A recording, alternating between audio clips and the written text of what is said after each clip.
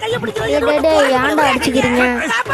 ஐயோ தம்பி, இது கத்தி ஊரே கூப்பிடுது தம்பி. ஏய், வாயை பத்தி தூக்கிட்டு வாடா.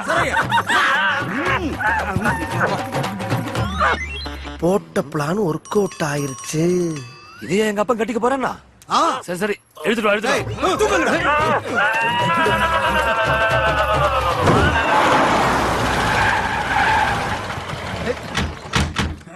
உள்ள விட்டு இவதான் அப்பாவை மயக்கிறவ.